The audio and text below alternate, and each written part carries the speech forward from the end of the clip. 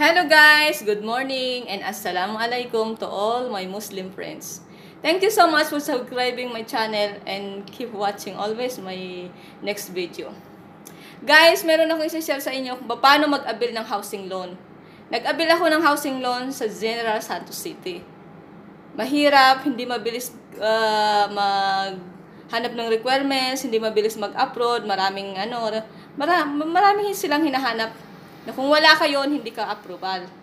So ngayon naghanap ng bahay na yung gusto ko talaga siya, na yung mas maganda, di ba? Kung bakit ka ba naman mangangarap ng bahay na pangit? So ngayon kumuha ako ng bahay, sinabi kong itong gusto ko. Pero ang pagkakamali ko lang, hindi ko natanong kung may required salary ba. Bawat bahay, design ng bahay ay meron ng required na salary. Kung magkano yung bahay, hahanapin nila din kung magkano yung salary mo.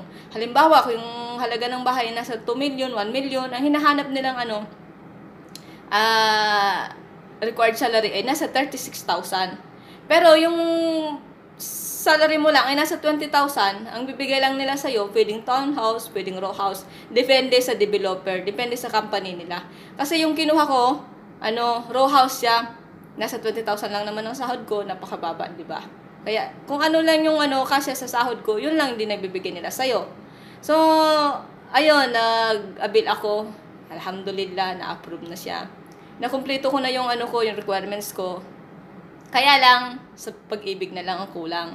Sa pag-ibig kasi, kailangan may 2 years contribution ka. Pag wala kang 2 years contribution, kahit na lahat ng requirements mo ay nandyan na, hindi pa rin nila i-approve. So, kailangan mo na lang, kung gusto mo mapadali ng approval, i-lump sum mo. Pwede mo siyang, isang bayaran ay 2 years. Isang resibo lang ba?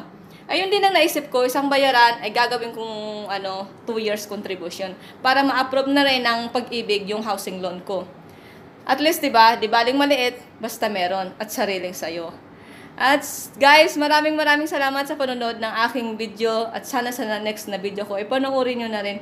At sa bagong aking tagapag-viewers, sana pakisubscribe ako at pakipindot yung notification bell para sa sunod na aking pag-video ay ma-notify ko kayo. Maraming salamat po at pagpasensyano nyo ng aking video kasi ako bago lang, hindi rin ako marunong pero nagtatry pa rin ako, di ba? Paano ba naman ako matututo kung hindi ko susubukan at hindi ko aalamin at hindi ako magpapaturo. Pero sa gusto magturo sa akin kung paano mag-vloggers, sana welcome din.